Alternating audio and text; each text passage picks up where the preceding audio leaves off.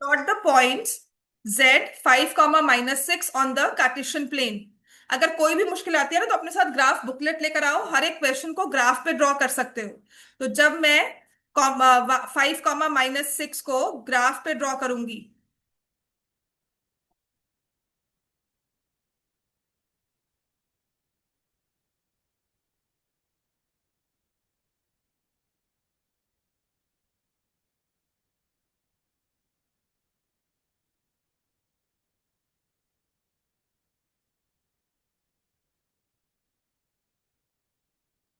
So they say plot the point 5, -6 on the Cartesian plane. इसको Cartesian plane पे हमें draw करना है।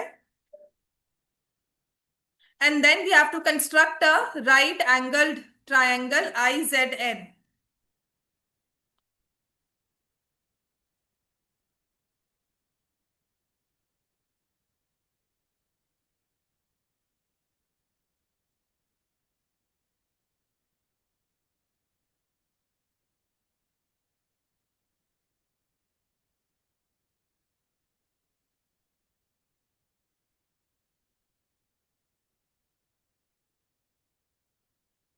X, x dash, y, y dash. और हमारे पास पॉइंट है 5, -6, तो कुछ यहां पर आ जाएगा। 5, -6 मैंने पॉइंट यहां लिया। अब आपको राइट एंगल ट्राइंगल बनाना है, तो आपका जो भी आंसर है वेरी करेगा, पर आपको ये पता है कि अगर राइट एंगल ट्राइंगल बनाना है तो फ्रॉम 5, 6 या तो मैं वर्टिकली मूव करूंगी या मैं हॉरिजॉन्टली। ठीक है, फॉर राइट एंगल ट्राइंगल एक मूवमेंट वर्टिकली होगी और एक मूवमेंट हॉरिजॉन्टली होगी। तो बहुत सारे वेज से राइट एंगल ट्राइंगल बन सकता है। It could be like this. ठीक है, और इसको ज्वाइन कर दो। बट पासिंग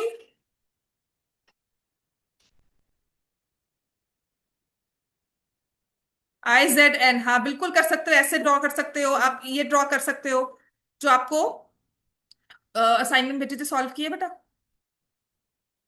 मैंने ग्रुप में भेजी है। चेक नहीं की किसी ने भी? ये भगवान, भेजा है मैंने, मुझे पता, मेरा फोन।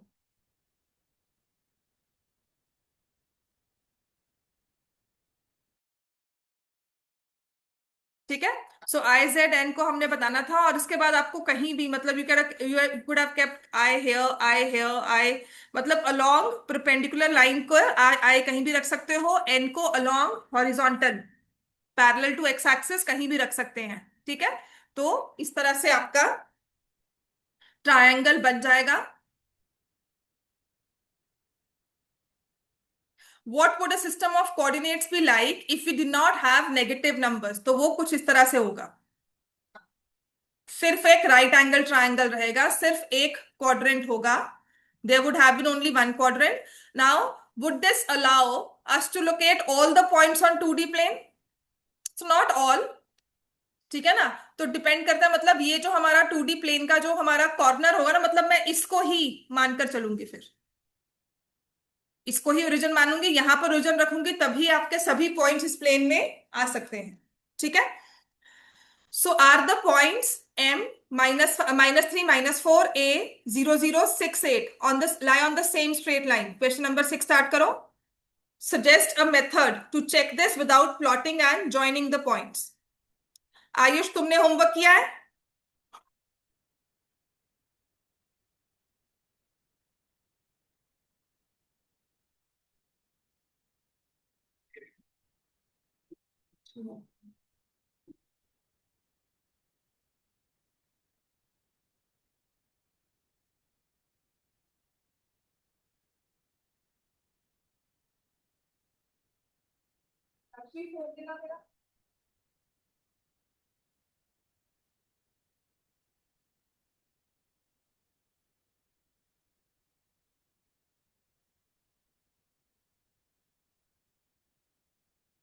मेथड क्या है to check without plotting and joining the points? आपको सिखाया हुआ मेथड क्या है to check for collinear points? पहले तो ड्रॉ करो इसको ग्राफ पे। हाँ जी, आयुष मैंने आपको कहा था सॉल्व करना है, जो मैं आपको वर्कशीट भेजूंगी नंबर सिस्टम कोऑर्डिनेट की, आप सबने वो सॉल्व की है? Ayush, I am asking you, solve किया है कि नहीं?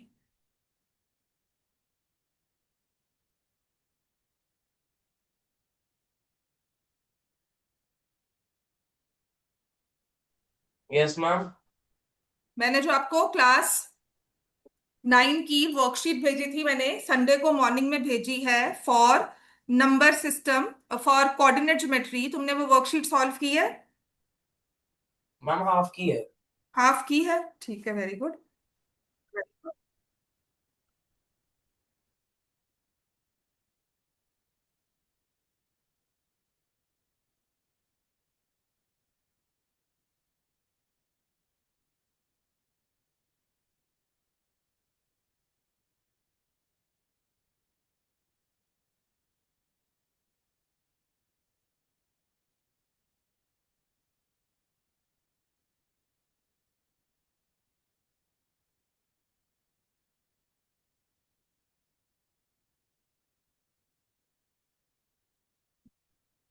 तो ये जो होगा ना, सजेस्ट मेथड, ये वाला, would the system allow us to locate all the points not, negative points फिर भी एग्जिस्ट करेंगे। तो इसने सिर्फ मूवमेंट एक तरफ रिस्ट्रिक्ट कर दी। ठीक है ना, आप बिल्कुल कर सकते हो अगर आपका सिस्टम कुछ इस तरह से होगा। अगर मुझे इस एक प्लेन पे बनाना है तो मुझे सभी उसको कॉर्नर पॉइंट लेना होगा, लेकिन अगर मुझे इसमें और भी पॉइंट्स को इंट्रोड्यूस करना है, I want to move towards the left hand side, वो मूवमेंट अलाउ नहीं की जाए। ठीक है, so obviously no, we can not have negative points on the plane. ने अपने सिस्टम में we can not have negative points. ये वाला सिस्टम जब हम उसको नेगेटिव नंबर्स नहीं लेते, है ना, तो ये सिस्टम हमारे नेगेटिव पॉइंट्स को या लेफ्ट की मूवमेंट को रिस्ट्रिक्ट कर देगा। ठीक होगी बात ये। तो अब ये हमने अगर प्लॉट किया है पॉइंट्स को, are you able to say that -3 -4 ये पॉइंट्स जो है कोलिनियर है कि नहीं है? सेम स्ट्रेट लाइन पे लाया करते हैं। ठीक है, उसके लिए आपको ग्राफ लेना होगा।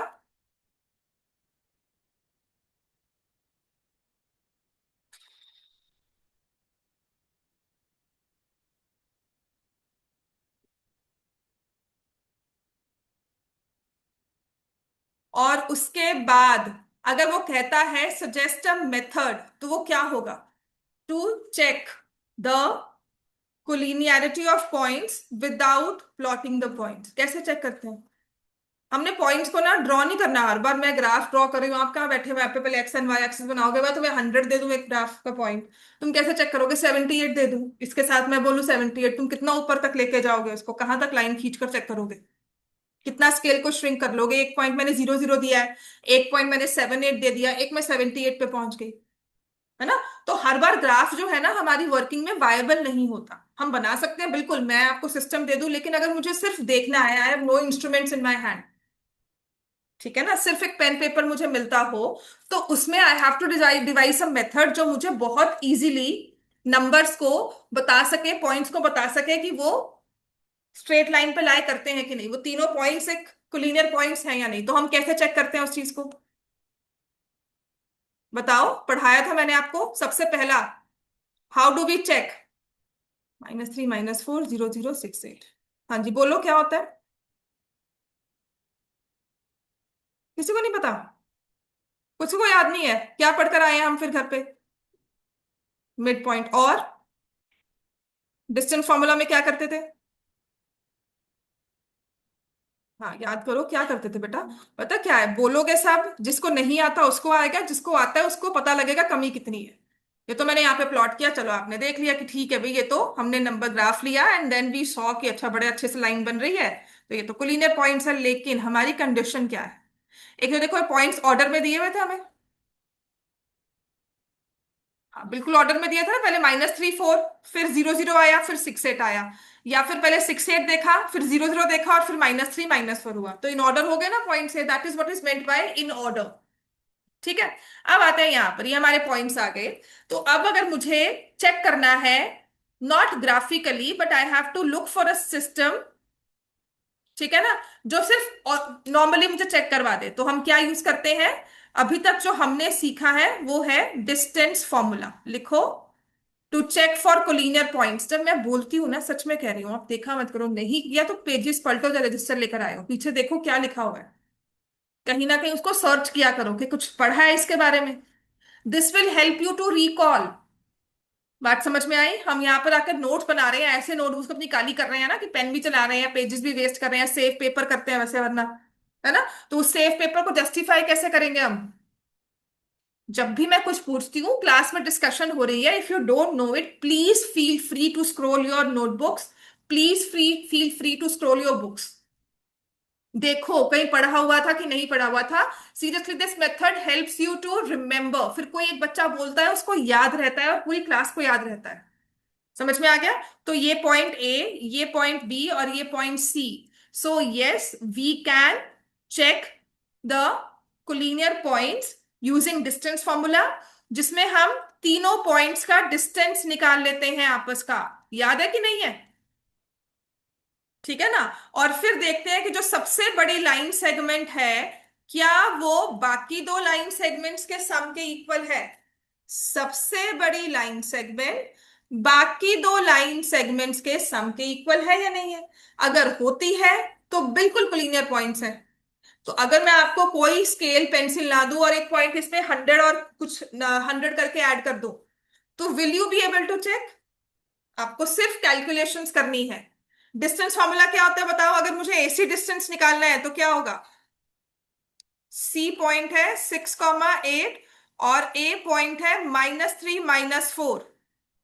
So what will be distance AC? Distance formula आता है लगाना? बोलो। आता है ना? हाँ लगाओ जल्दी से। आयुष आता है ना आपको डिस्टेंस फॉर्मूला? आप तो Yes, ma'am. हाँ लगाओ बच्चे।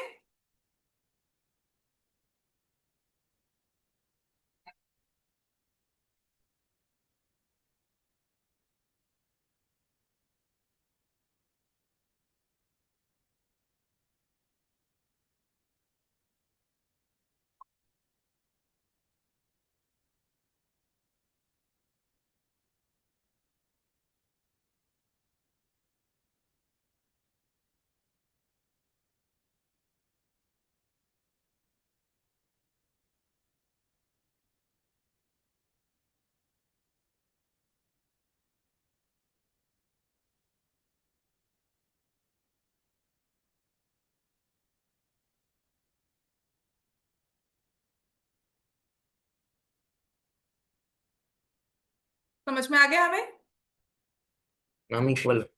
Same. है? तो ये सब कंडीशन होती है to check for collinear points. तो आपको ना पॉइंट्स ना हमेशा ऑर्डर में दिए जाते हैं, मतलब आप जैसे मर्जी पढ़ो, जैसे ए बी सी या सी बी ए, ठीक है ना, ऐसा दिया जाएगा। अगर नहीं भी दिए हुए, रैंडमली तीनों के डिस्टेंस तो निकाल सकते हो ना पॉइंट्स को एबीसी नाम देकर। फिर से जो सबसे बड़ा डिस्टेंस है, उसे हमें कंपैरिजन करनी भी आती है अगर स्क्वायर रूट में नंबर होगा तो। ठीक है ना? तो जो सबसे बड़ा डिस्टेंस है, क्या वो बाकी दो डिस्टेंसेस के इक्वल है, के सम के इक्वल है कि नहीं? ठीक है, कोई स्क्वायर नहीं करना, कुछ नहीं करना, राइट एंगल ट्राइंगल नहीं चेक कर रहे, पाइथागोरस नहीं चेक कर रहे हैं। हमें डायरेक्टली बस इनको ऐड करना है। तो मैंने सिर्फ डिस्टेंस निकाला है। समझ में आ गया? डिस्टेंस निकालकर दोनों का ही डिस्टेंस 15 यूनिट्स आ रहा है, तो मैंने कहा हाँ ये कोलिनियर पॉइंट्स है। तो we do have a way to check for collinear points when points are given to us. ठीक है, विदाउट ड्रॉइंग। क्लियर हो गया ना? अब आते हैं नेक्स्ट इसमें क्वेश्चन जो हमारे पास है, which says use your method from problem 6 to check if the points. फटाफट से चेक करो अब, चलो। आर है -5 -1, बी -2 -5, सी 4 -12। मुझे देखो रैंडमली पॉइंट्स नहीं पता है ना कि कैसे ऑर्डर में होंगे, तो घबराना नहीं होता इसमें। अब ये आर पॉइंट्स नाम दिया हुआ है, बिल्कुल अच्छी बात है। पॉइंट्स को नाम दे दिया ना, एक पता लगता है कि मैं आर को कहाँ से माइनस कर रही हूँ, कौन सा एक्स दे रही हूँ, कौन सा वाई। तो नहीं दिया होगा, जैसे यहाँ पे नाम नहीं दिया होता तो नाम लेना है आपने। फिर हम क्या करेंगे? डिस्टेंस कौन सा निकालेंगे? आज भी बताओ, पहले कौन सा डिस्टेंस निकालेंगे? आर से आर बी। फिर कौन सा निकालेंगे? B C. और फिर निकालेंगे R C. C R R C. चलो बिल्कुल फाइन करो जल्दी से। Tell me distance R B, tell me distance B C, tell me distance R सी।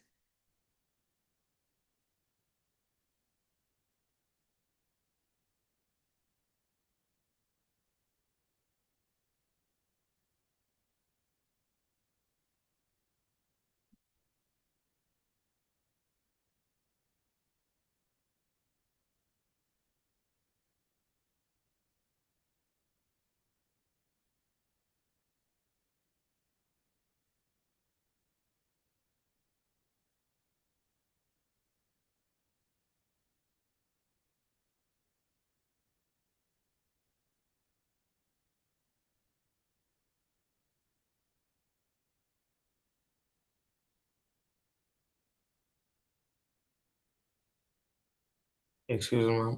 हाँ बेटा बोलो। मैम आप बिना सीधा ही माइनस कर देते हो। बेटा वो बहुत प्रैक्टिस होती है, तुम भी कर पाओगे, लेकिन अपने आप को 1 महीना देना पड़ेगा। तुम नहीं मैम, मैं कंफ्यूज हो गया था देख के। पेपर में लिख कर करोगे आप। ठीक ओके है, मैम। आप लिख कर करोगे।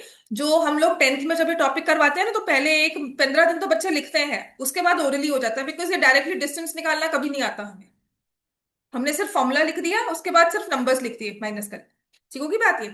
तो डायरेक्टली, क्योंकि तुम्हारा अभी देखो ना, तभी नंबर सिस्टम में वो रैशनलाइजेशन बहुत जरूरी होती है, ताकि तुम्हें प्लस माइनस समझ में जल्दी आ जाए। अब देख यहाँ पे क्या दिया हुआ है, -5 -2, एक दोनों नेगेटिव है, तो जब माइनस करेंगे तो हमेशा प्लस का साइन आ जाएगा बीच में, है ना। तो इसका मतलब -5 -2 कर रहे हो, या तो -3 होगा या +3 होगा। दोनों को स्क्वायर करोगे तो 9 नहीं आएगा, क्योंकि स्क्वायर कर रहे हैं, तो इसलिए +-3 को हम इग्नोर कर देते हैं। कोऑर्डिनेट इतनी नहीं है ना, कोऑर्डिनेट बहुत बड़ी है। तो मैंने जो पढ़ा हुआ है, मैंने बहुत एडवांस भी पढ़ा हुआ कि जहां पे ऑर्डर मैटर करता है, जहां ऑर्डर नहीं मैटर करता।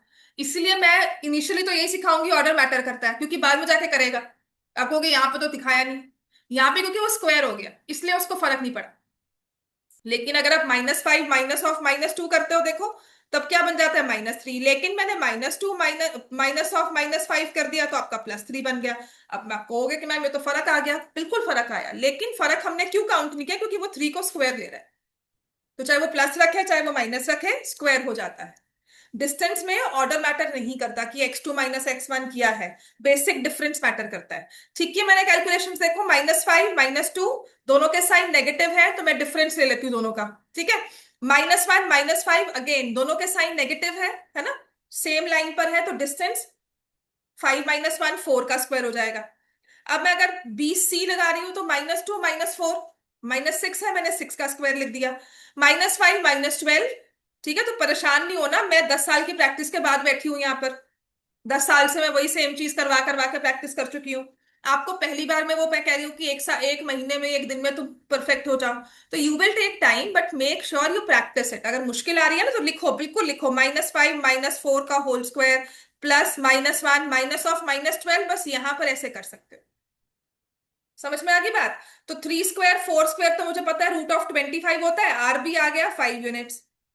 ठीक है, अब मैं BC चेक करूंगी, 36 प्लस 49 कितना आ जाएगा, √85। ठीक है ना, अब मुझे समझ में आता है कि √85 कौन सा नंबर है।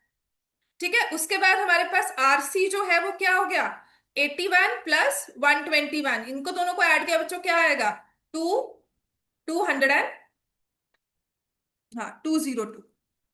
अब तुम चाहे इसको ऐसे लिख लो कि मैंने स्क्वायर रूट लिखा 25 और स्क्वायर रूट लिखा 85। नाउ डू यू अंडरस्टैंड कि ये दोनों ऐड करके ये नहीं बन सकते। एडिशन समझ में आती है ना हमें अब ये। That is the whole purpose of doing of rationalisation first, irrational numbers का यही चीज। अब मैं यहाँ पे तुम्हें इसको प्लस माइनस करना सिखाती, हम गलती कर देते हैं, हम 25 और 85 को ऐड कर देते हैं, है ना। लेकिन हम नहीं कर सकते, इरेशनल नंबर्स में हम सीख चुके हैं। तो ये चीज हमारे लिए समझनी आसान है। तो we are focusing on the concept that we are adding two numbers and their sum is not equal to the third number. That means the points are not collinear. तो चेक किया हमने, हाँ हमने बिल्कुल चेक किया, they are not collinear. समझ में आ गई, कोई भी मतलब जो मर्जी कर लो, ये कभी कोलिनियर पॉइंट्स नहीं होंगे। चलो करो question number 8, using origin as one of the vertex. ठीक है, मैं सारा इरेज कर दूं ये, अब तो क्लियर है ना सबको। सो ओरिजिन को हमने वर्टेक्स मान लेना है।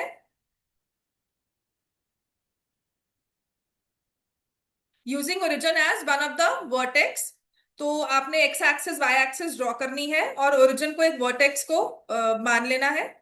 मतलब एक तुम्हारे हाथ में ना राइट एंगल ट्राइंगल वाली कोई वो पड़ी हुई है, आइसोसेलेस राइट ट्राइंगल की, वो तुम्हारे पास होता है ना, क्या कह देते हैं, कि एक ब्लॉक होता है या एक स्ट्रिप पड़ी हुई है या पेपर है, तुम्हें उसको प्लेस करना है।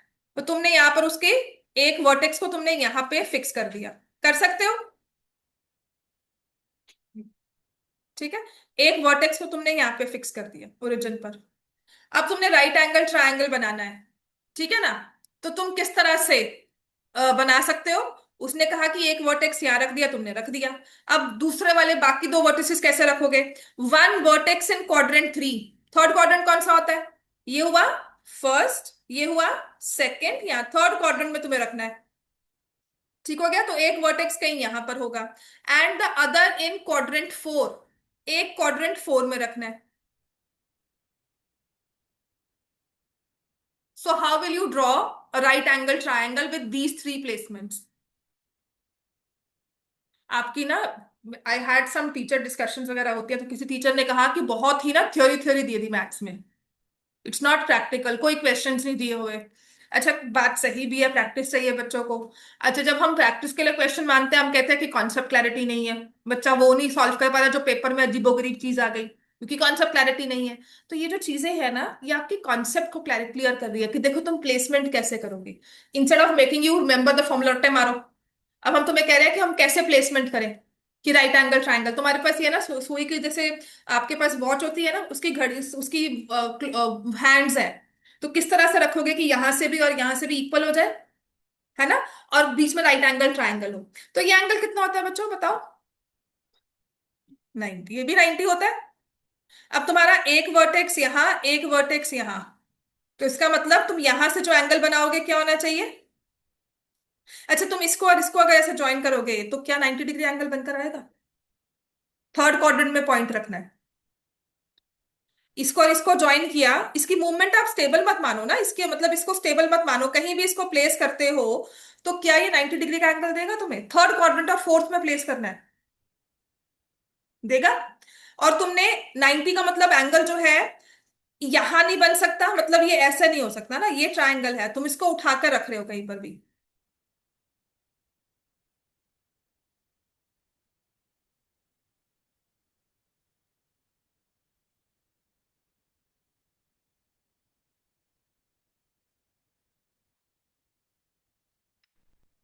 वेट,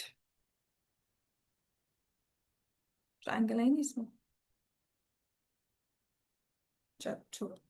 अगर मुझे इस चीज को उठाकर रखना है, तो अगर मैं इस पॉइंट को यहां लगाती हूं, तो ये जो 90 वाली साइड है ऐसी होनी चाहिए, या ऊपर होनी चाहिए, या इधर होनी चाहिए, मतलब ये दो साइड्स को अगर मैं यहां रखती हूँ, इस वाले वर्टेक्स को उठाकर यहां रखती हूँ, तो या तो ट्राइंगल कुछ ऐसे आएगा, या ट्राइंगल कुछ ऐसे आएगा, है ना। तो एक वर्टेक्स थर्ड और फोर्थ क्वाड्रेंट में तो नहीं हुआ, तो इसका मतलब अब मैं ट्राइंगल को कैसे रख रही हूँ, ये ट्राइंगल था ना, मैंने कुछ इसे ऐसे रख दिया, ये ऐसे रखा और ये ऐसे, मतलब ये 90 डिग्री का एंगल यहां बन रहा है। अब मैं इस वर्टेक्स को इसके साथ मैच करके कुछ इस तरह से प्लेस कर, बात समझ में आ गई? ठीक है, अगेन विल सी इट, एक बार फिर से दिखाती हूँ कि कैसे रखा है, कि आपने एक वर्टेक्स रखा है ओरिजिन पर, ठीक है, आई विल सी अगर मेरे पास यहाँ पे राइट एंगल ट्राइंगल है, है।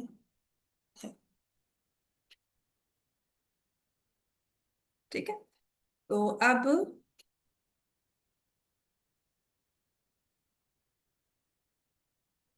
ये रोटेट होना चाहिए बस, वरना मुझे वर्ड खोलना पड़ेगा फिर, ये जीत को यहाँ, ठीक है।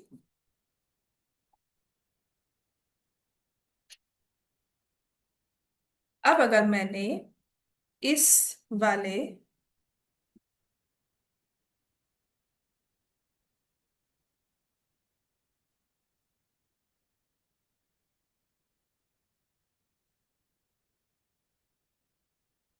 इसको मूव किया, मैं इस वर्टेक्स के साथ कोइंसाइड करूंगी, है ना, तो ऐसे आएगा। अब इसी को मैं फ्लिप कर सकती हूँ, मतलब मिरर इमेज ले लो, इसको ऐसे फ्लिप करके इधर रख दिया, ठीक है।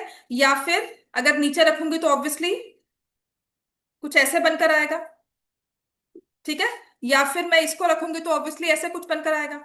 लेकिन मुझे कंडीशन दी है कि एक वर्टेक्स तो ओरिजिन पे चाहिए ही चाहिए, और दूसरा क्या होना चाहिए, it should be in the third and fourth quadrant. तो जैसे मैं इसके 90 डिग्री एंगल को 90 के साथ अलाइन करने की कोशिश कर रही हूँ ना, थर्ड फोर्थ क्वाड्रेंट में नहीं आ रहा। तो इसका मतलब है अगर मैं इसको घुमाती हूँ, मतलब मैं इसको थोड़ी मूवमेंट करूँ, घूमेगा नहीं घूमेगा, ठीक है।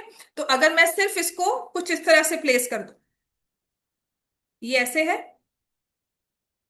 ठीक है। Now if I try and pick it up,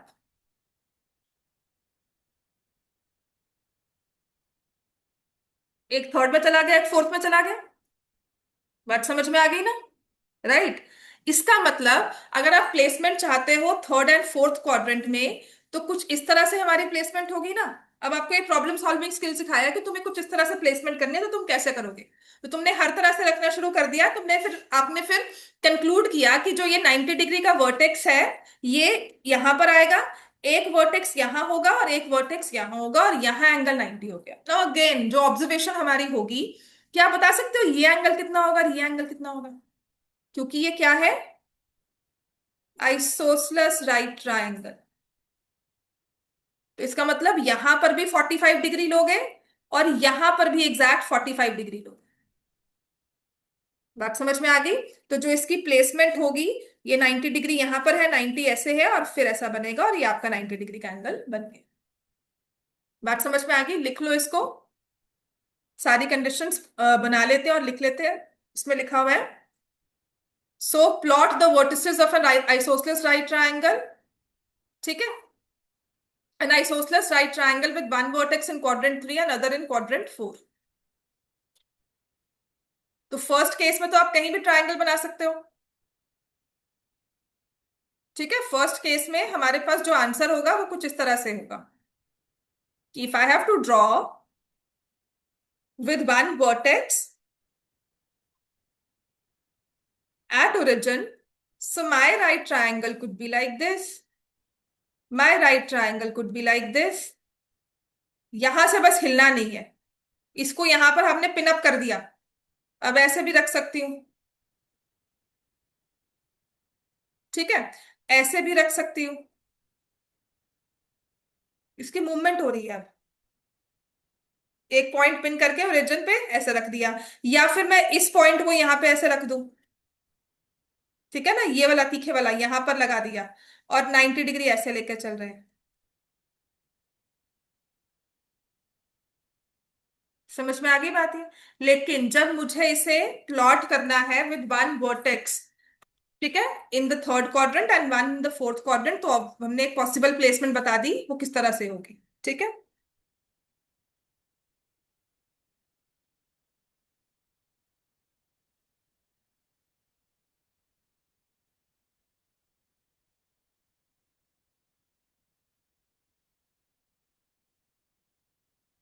चलो इसके बाद आ जाओ।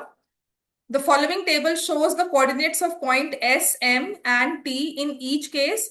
State whether M is the midpoint of line segment ST. Justify your answer.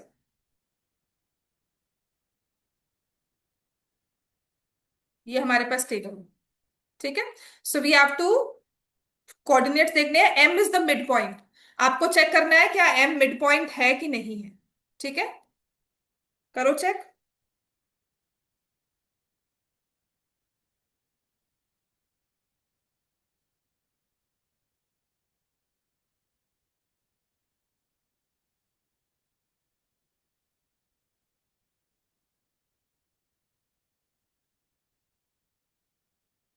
अच्छा, जो पिछले वाले केस में है ना, आपको इसमें वर्टिसेस भी बताने होंगे। तो सबसे इजी वाली जो आपके रियल नंबर्स में मतलब आपको लगता है ना इजी है, यहां से 4 ले लिया, तो ये वर्टेक्स आ गया 0,4। यहां से ले लिया 4,0, कुछ ऐसे ले लो। ठीक है, फर्स्ट वाले का आइसोसलेस राइट ट्राइंगल, जितना ये डिस्टेंस रखोगे उतना ही यहाँ रखोगे। ठीक है, अब यहाँ पर कैसे करना है, one possible set of arrangement, सबसे आसान ये होगा तुम्हारे पास, ये लिखा 0, 0, और जितना डिस्टेंस यहाँ लेना है, सो इफ आई टेक -3, इसको अगर मुझे, ये 0, 0 है ना, तो 3 और यहाँ पर भी 3 ले लो, -3, तो ये आ जाएगा 3, -3। ठीक है ना, आइसोसलेस राइट ट्राइंगल तो बनकर जितना डिस्टेंस ये है उतना ही डिस्टेंस ये रहा।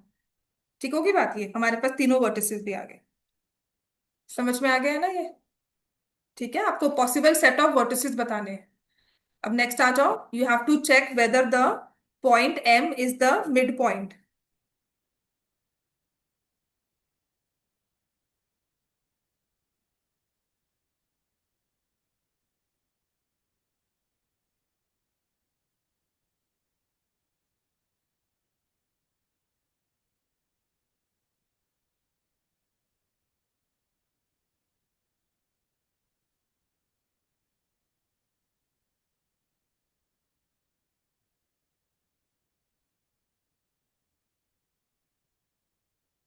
उस केस में राइट एंगल ट्राइंगल बन रहा है, तो दिस विल बी 3 6 का स्क्वायर।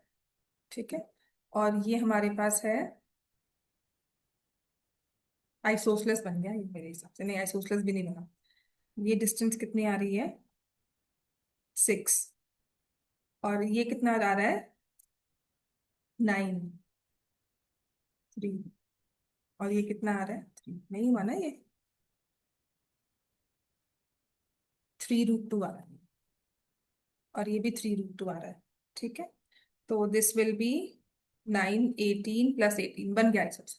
ठीक, राइट ट्राइंगल होगा।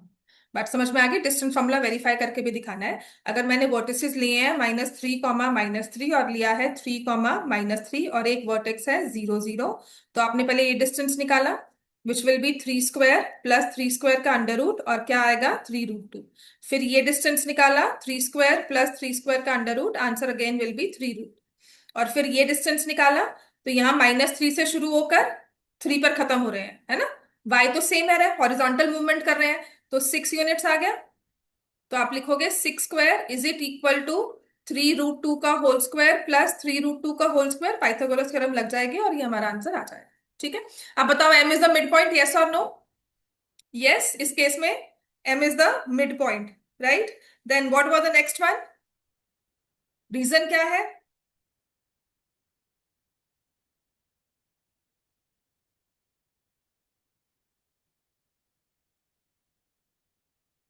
अच्छा, हमें तो डिस्टेंस फॉर्मूला किया हुआ है ना, आप इसमें हमने तो इसमें मिड पॉइंट किया हुआ है। जो इसका रीजन है ना, वो कहता है यूज डिस्टेंस फॉर्मूला। जो इसके आंसर की आई हुई है ना, उसने कहा है कि डिस्टेंस फॉर्मूला यूज करना है, बट हाँ आप उसके बेसिस पर भी बता सकते हो, क्योंकि वो डिराइव करवा रहा है कि आप बताओ डिस्टेंस फॉर्मूला से हम मिड पॉइंट कैसे निकाल सकते हैं। तो क्या 2 3 4 5 का मिड पॉइंट 3 4 है? 2 + 4 is 6, 6 divide by 2 is 3, 3 + 5 is 8, तो यस, है ना। या फिर उसने प्लॉट पॉइंट्स को प्लॉट कर लिया, फॉर दिस पॉइंट होगा 0 5 इसका मिड पॉइंट होगा, नो। और यहां पर -8 7, सो अगेन, ठीक है। So any connection between the coordinates, तो ये आपको सिर्फ डिराइव करने की बात कह रहा है, तो डिराइव करने के लिए आपने कनेक्शन तो यही निकाला कि x1 + x2/2 y1 + y2/2। ठीक होगी बात ये? डेरिवेशन आ गई समझ में अब, है ना। डेरिवेशन मतलब ये बात समझ में आ गई कि उसने क्वेश्चन को इस तरह से फ्रेम किया है। use the connection you found to find the coordinates of b, given that m is equal to -7 1 is the midpoint of a -3 3 -4 b x y। चलो निकालो।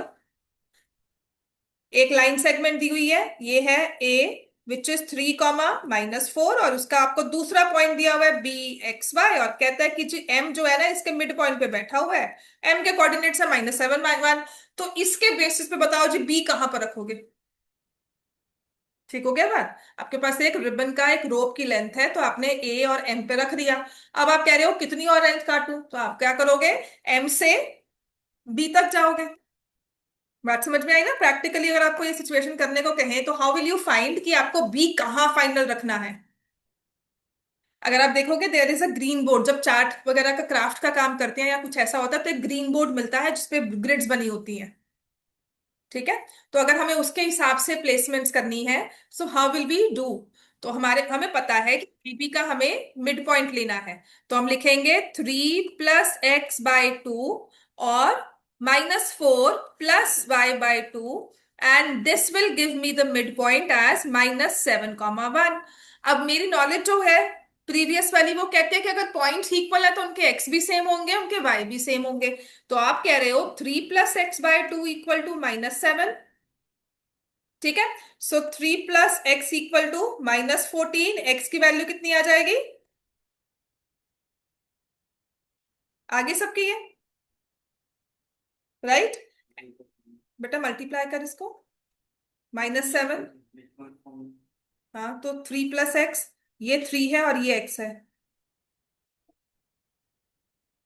मुझे बताओ सारी इंफॉर्मेशन, चलो।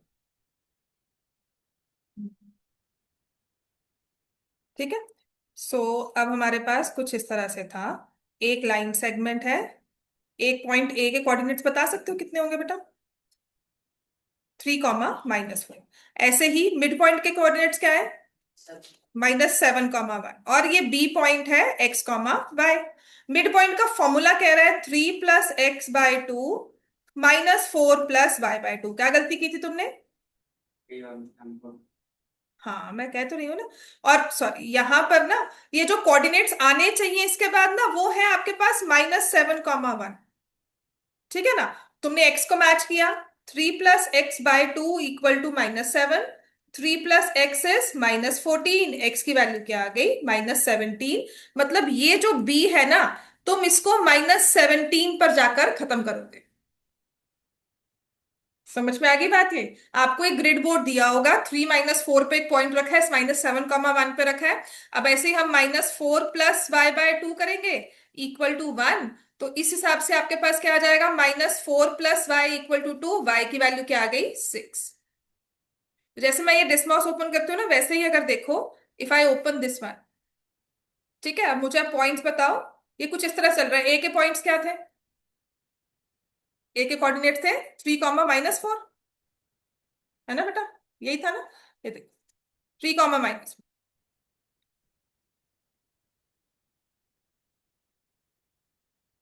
पॉइंट्स को लेबल करो। ठीक है, 3, -4 आ गया। और एम के कोऑर्डिनेट्स क्या थे? -7, 1। प्रैक्टिकली ये देखने को आपको कह रहा है कि देखो बच्चों, तुम्हारे पास ये पॉइंट आ गया और ये पॉइंट आ गया। तो अब तुम्हें कहते हैं कि बच्चों क्या करो ना, इन दोनों को ज्वाइन करने की कोशिश करो कि कितना आगे इसको और खींच कर लेके जाए। तो तुमने कहा स्ट्रेट लाइन से इनको ऐसा ज्वाइन किया। अब इसको आगे कितना लेके जाए कि ये एम की मूवमेंट है, तो जहां पर एक्स होगा -17 और वाई होगा 6, वहां पर तुम कहीं रुक जाओगे। ये आ गया ना? एक्स की वैल्यू -17, वाई की वैल्यू 6। दिख रही है सबको ये वाली वैल्यू? यहां पर एक्स जो है वो -17 होगा और वाई जो है वो 6 होगा। दिख रहा है ना यहां से? ये 6 हो गया और ये -17। तुम वहां जाके रुक जाओगे और कहोगे एग्जैक्टली मिड पॉइंट पर हम लोग एम को रख चुके हैं। समझ में आ गया ये? तो इसके बाद से हमारा नेक्स्ट क्वेश्चन है,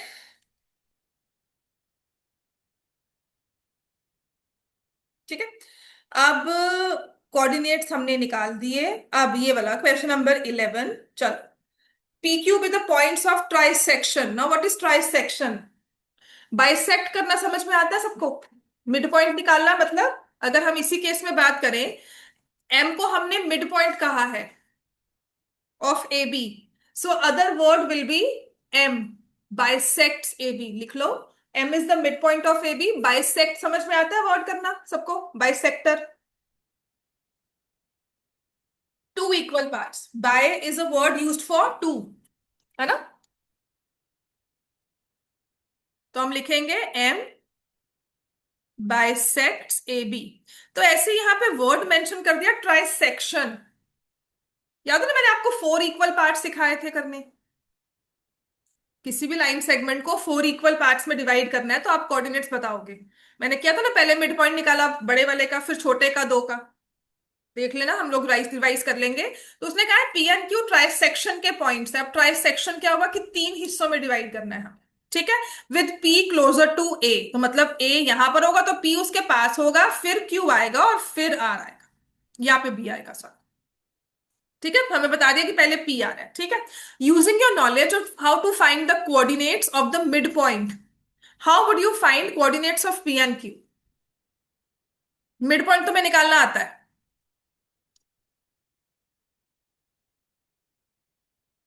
ठीक है, तो कहते हैं अभी ट्राइसेक्शन के लिए हम यूज करेंगे।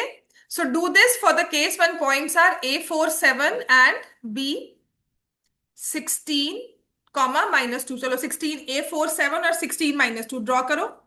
A4 7 और B है 16, -2। तो सेक्शन को हमने सिखा इसमें ट्राइसेक्शन कैसे करोगे?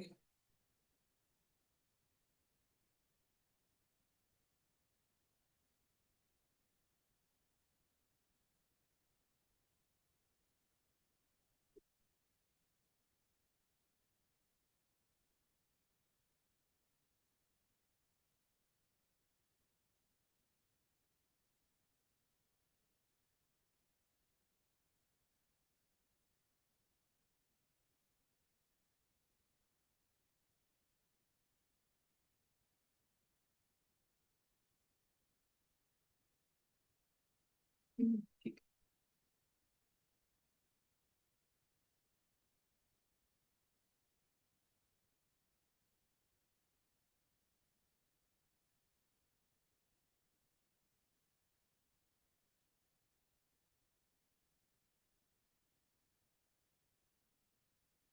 लंबा काम है ये। चलो करें इसको।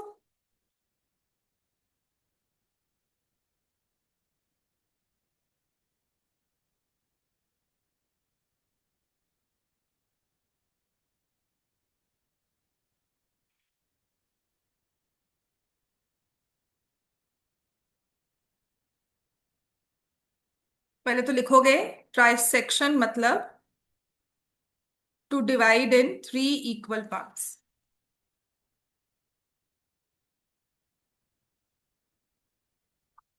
ए के कोऑर्डिनेट्स क्या आगे बने?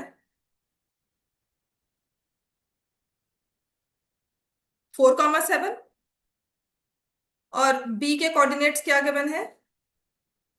16, -2। ठीक है।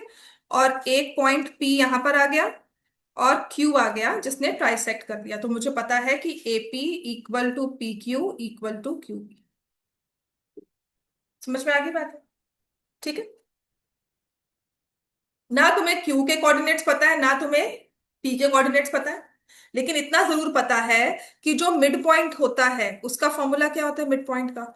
x1 + x2 divide by 2, y1 + y2 divide. समझ में आ गया? तो मैं कह रही हूं एपी और पी क्यू इक्वल है, पी क्यू और एबी भी इक्वल है, तीनों आपस में इक्वल है। तो इसके कोऑर्डिनेट्स को क्या नंबर दे दे। ठीक है, तो मैं ए बी लिख दूं और सी डी लिख दूं यहाँ पर। पी के कोऑर्डिनेट्स को, क्योंकि मैं कोऑर्डिनेट्स की बात कर रही हूं, तो पी को मैंने लिखा let P be the point A B, let P have coordinates A comma B, Q have coordinates C comma D. बात समझ में आ गई? ठीक है। तो देखो जितना डिस्टेंस ए और पी में है उतना ही डिस्टेंस पी और क्यू में है, उतना ही डिस्टेंस क्यू और बी में है। तो यहां से अपनी नॉलेज ऑफ मिड पॉइंट से कोई मिड पॉइंट नजर आ रहा है आपको? जितना डिस्टेंस ए और पी में है उतना ही पी और क्यू में है। तो पी के बारे में हम क्या कह सकते हैं? जितना डिस्टेंस ए और पी में है उतना ही डिस्टेंस पी और क्यू में है। पी क्या लग रहा है आपको? किसी का मिड पॉइंट लग रहा है पी? किसका?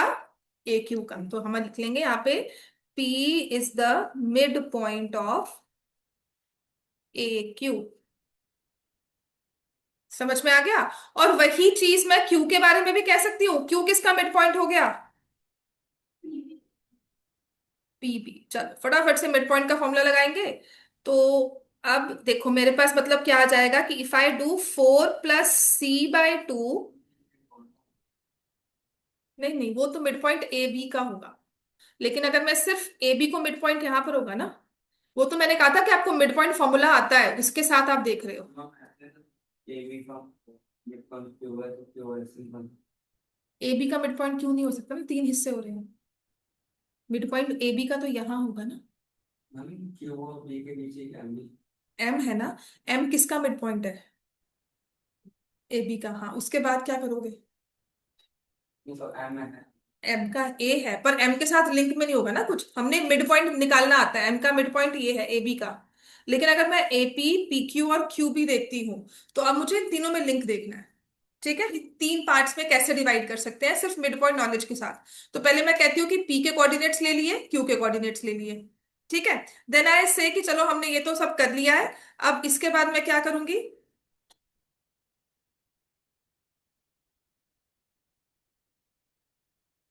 मैं पी को ले लूंगी mid point of A Q. तो मैंने लिखा 4 + c डिवाइडेड बाय 2, और यहां से 7 + d डिवाइड बाय 2। क्या आ गया मेरे पास?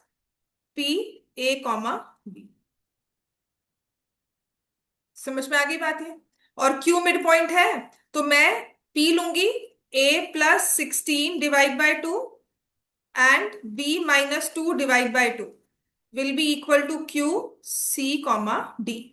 अब ये जो काम है ना, ये लीनियर इक्वेशंस का काम है। हमारी 2 इक्वेशंस बन जाएंगी ए सी बी और डी में, जिन्हें हमें सॉल्व करना है। बात समझ में आ गई? थोड़ा सा आगे, मतलब आगे हमें थोड़ी नॉलेज चाहिए, उसके बाद we'll be able to do it. पर बात समझ में आई है सबको ये? ठीक है। तो आप लिखोगे P is the mid point, तो मतलब यहां से मैं कह रही हूँ 4 + C divide by 2 equal to A, and 7 + T divide by 2 equal to B। तो 4 + C equal to 2A, 7 + D equal to 2B।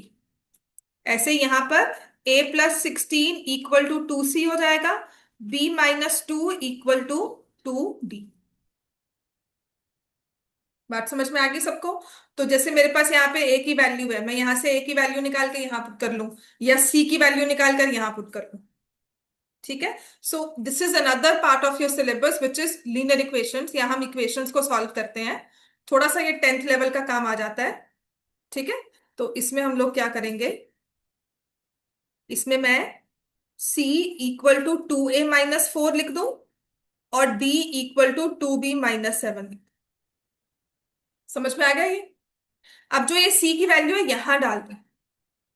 A + 16 equal to 2 × C लिखा है ना, C को लिख दो 2A - 4। समझ में आ गया? C की वैल्यू थी 2A - 4, मैंने वहां लिख दिया। अब देखो इसको सॉल्व करो। 4A - 8, यहां से 3A, और 16 + 8 24 हो जाएगा, A की वैल्यू 8 आ जाएगी। ठीक है। So for A equal to 8, C is 2 × 8 - 4, 16 - 4 कितना हो जाएगा? 12। ऐसे ही डी के लिए कर सकते हो।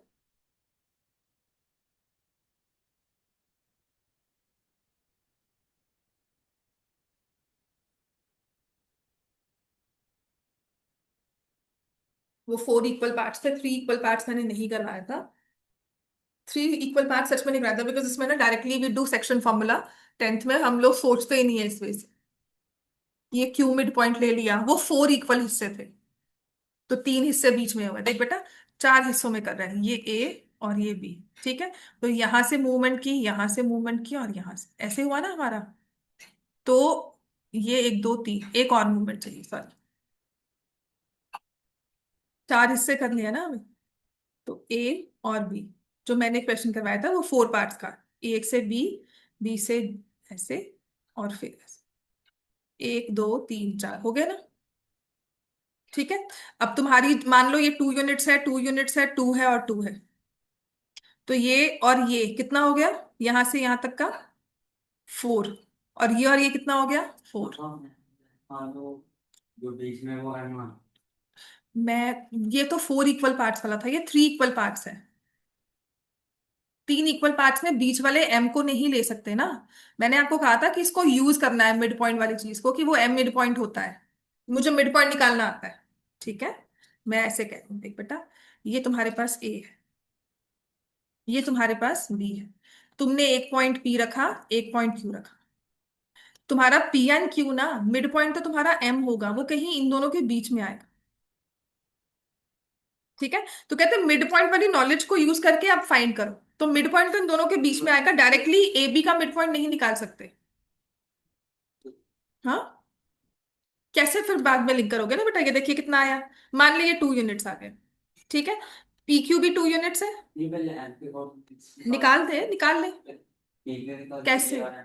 नहीं निकल सकते, बता तो रही हूँ। ये 2 निकला, ये 2 निकला, और ये 2 निकला।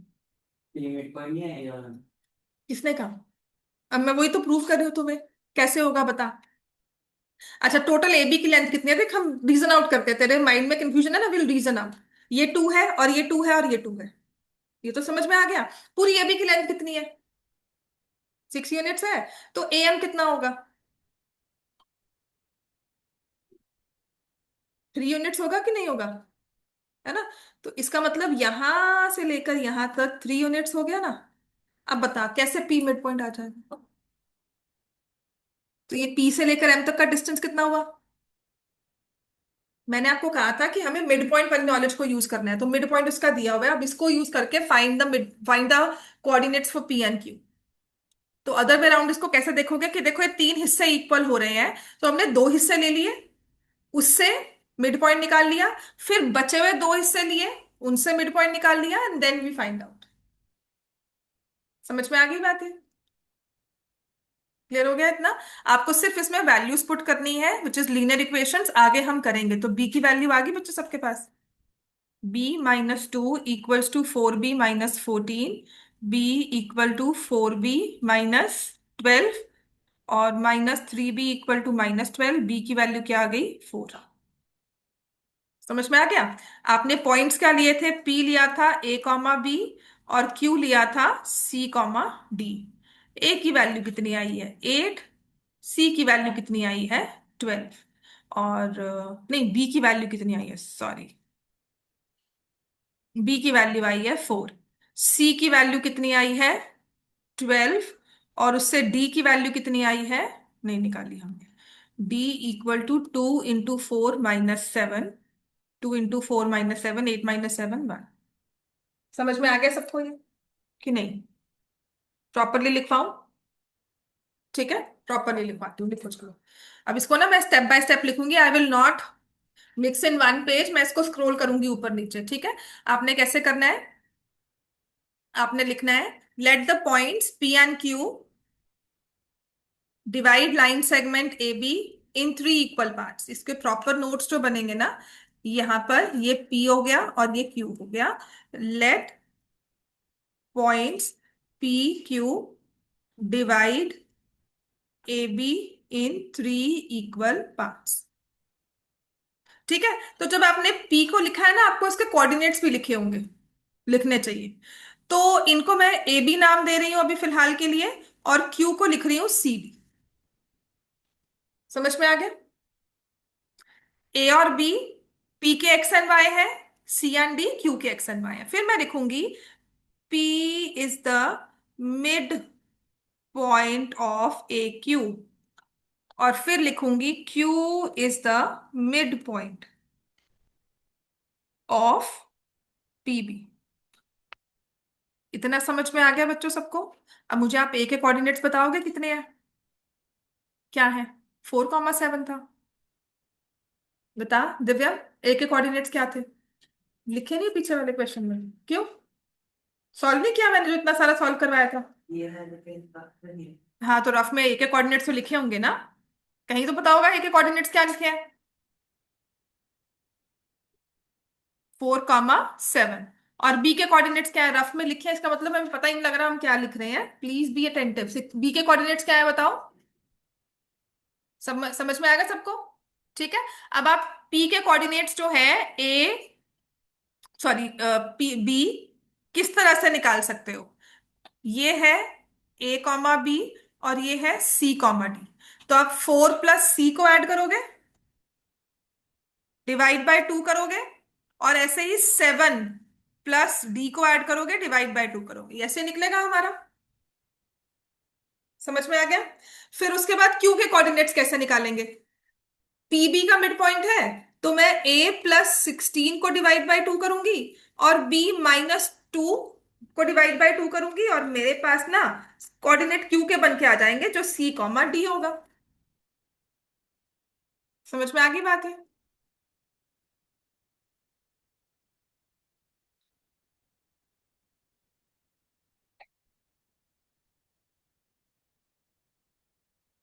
बात समझ में आ गई ना? अब तुम क्या कहोगे? ए किसके इक्वल है? 4 + C डिवाइड बाय 2। और यहां से B किसके इक्वल है? 7 + D डिवाइड बाय 2। ऐसे ही A + 16 डिवाइड बाय 2 C के इक्वल है, और B-2 डिवाइड बाय 2 D के इक्वल है। क्रॉस मल्टीप्लाई कर दो इनको, क्या बन जाएगा? 2A इक्वल टू 4 + C, और यहाँ 2B इक्वल टू 7 + D, और यहां से A + 16 इक्वल टू 2C, और B-2 इक्वल टू 2D। अब देखो, इसके बाद पता क्या करना होता है? क्योंकि ना हमने लीनियर इक्वेशंस नहीं की हुई, अगर की होती ना उस चीज को, फिर तुम बहुत जल्दी समझ लेते हो। तुम्हें जो वो खलारा लग रहा था ना, वो चीज हमारी समझनी आसान है। तो जहां ए और सी है ना बच्चों, जहां तुम्हें ए एंड सी दिख रहा है, दो जगह दिख रहा है ना, इन दोनों को इकट्ठा लिख लिया कि मुझे इनको सॉल्व करना है।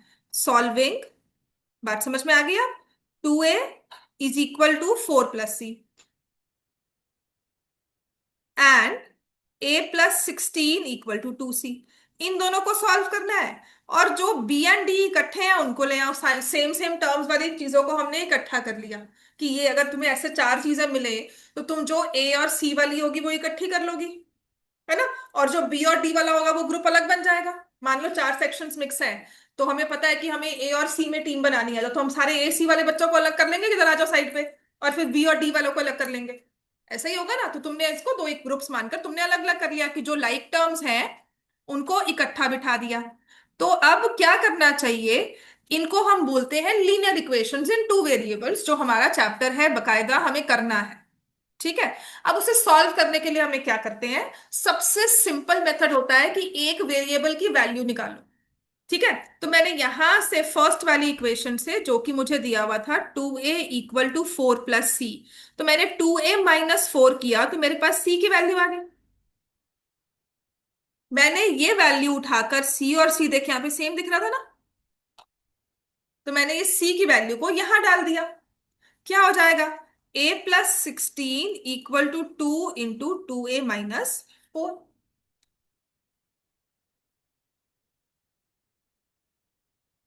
समझ में आ गया। अब करें इसको मल्टीप्लाई, अब तो ये लीनियर इक्वेशन बन गई हमारी। तो a + 16 = 4a - 8, ए को इकट्ठा कर लिया, -38 = -24, और जिससे मेरे पास ए की वैल्यू आ गई 8। समझ में आ गया बेटा। अब इस a 8 को मैं वापस से यहां पुट करती हूं और कहती हूं कि 2 × 8 - 4 किया तो c आ जाएगा। तो 16 - 4 किया, c आ गया, तो c की वैल्यू क्या आ गई, 12। तो ये दो वैल्यूज मेरे पास आ गई ना। जो a की वैल्यू 8 निकाली थी ना, वो यहां पे जाके बना दी, जहां a दिख रहा था मुझे दूसरी इक्वेशन में, मैंने वहां डाल दिया। समझ में आ गई बात ही। ऐसे अब बेटा इसको कर सकते हो एक बार कोशिश, वही सेम प्रोसेस लगाना है हमने। जहां से b की वैल्यू निकलती है या d की, मैं b की निकाल लेती हूँ यहां से। जब मुझे दिया ना b - 2 = 2d, तो b की वैल्यू क्या निकलेगी बताओ, क्या निकलेगी b की वैल्यू। 2 को यहां भेज देंगे, -2 को +2 हो जाएगा, तो it will be 2d + 2। Will it be like this. अब इस b को कहां डालना चाहिए, जहां पे मुझे b दिख रहा है दूसरी वाली जगह पे। तो क्या लिखेंगे यहां पे, बोलो। 2d + 2 = 7 + d। ठीक है। ये वाला b उठाकर, ये वैल्यू उठाकर मैंने यहां पे डाल दी। ठीक है। तो 4d + 4 = 7 + d। मैंने कुछ गलत किया है क्या यहाँ पर, पिछले वाले में आंसर क्यों फर्क आ रहा था। b - 2 भी लिखा है ठीक से, और 2b = 7 + d। पीछे मैंने गलत लिखा था क्या आंसर, की यही आया था। चेक कर लो, मुझे ध्यान नहीं है, मे भी गलत हो सकता है। ठीक है ना। तो ये आ गया 4d - d = 7 - 4, 3d = 3। मुझे लग रहा है कि d की वैल्यू 1 नहीं आई। मुझे, माई एम गेटिंग दिस रिकलेक्शन, अगर नहीं थी तो बिल्कुल अच्छी बात है, थी तो बिल्कुल अच्छी बात है। डी की वैल्यू 1 आ रही है बच्चों, आ रही है ना, पहले भी 1 ही आई थी। अच्छा, मुझे लग रहा है मैंने कुछ और निकाली थी। अब इस डी को कहाँ रखेंगे, बता सकते हो, कनव बताओ, कनव जैन, ये डी को कहाँ डाले, बी वाले में डाल देना, है ना। तो मैं यहाँ पे लिख दूंगी, सॉरी, b = 2 × 1 + 2। तो b कितना आ गया, 4। अब तुम्हारे पास चार वैल्यूज आ गई, है ना। तुम्हारे पास ये सॉल्व करके 8, 12, 1 एंड 4। अब तुम अपने क्वेश्चन को याद करोगे, यहां तक आ जाते क्वेश्चन भूल जाते हैं हम लोग कि क्या हम लोग कर रहे थे, कुछ समझ नहीं आ रहा। तो अब तब हम क्या करते हैं, अपने पेजेस को पलटते पीछे कि हम कर क्या रहे थे solve. This will happen many times. पूरा क्वेश्चन सॉल्व करके अच्छा कर क्या रहे थे इन बिटवीन, वी फॉरगेट। तो हमने पी एंड क्यू निकालना था, पी की फॉर्मेट क्या थी, ए बी, और क्यू की फॉर्मेट क्या थी, सी बी। तो मेरे पास ये चार वैल्यूज है, मैं इनको रिस्पेक्टिवली रख दूं, मुझे P बताना है A कॉमा बी, Q बताना है C कॉमा डी। तो P में A की जगह क्या लिखूंगी? 8। और B की जगह क्या लिखूंगी? 4। Q में C की जगह क्या लिखूंगी? और D की जगह? तो मतलब जो A पॉइंट था 4,7, और जो B था क्या था? -16। 16 - 2,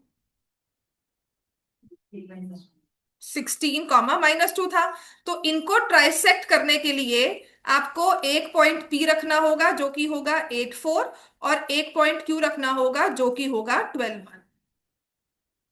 तो सिर्फ मिड पॉइंट यूज करके हमने पॉइंट निकाल लिया। घर जाके नहीं रिवाइज करोगे, कॉन्सेप्चुअली क्लैरिटी नहीं होगी, बिल्कुल सॉल्व करके आओ, क्योंकि ये तुम्हारा दिमाग लगा रहा है। तुम मान पे चलना, तुम्हारा 10th का पेपर तुम्हारे लिए जो स्पेसिफिकली आएगा ना, वो ऐसा ही कॉन्सेप्चुअल क्लैरिटी वाला होगा। ठीक है? थोड़ा सा हम लोग उस चीज में जाएंगे कि हम लोग घबराए नहीं पेपर में। आपका ना सेल्फ स्टडी करके आना बहुत जरूरी है बच्चों। बात समझ में आ गई? ठीक है, यही मैं आपको एक्सरसाइज कल करवाऊंगी, पूरी हो जाएगी फिर ये। राइट?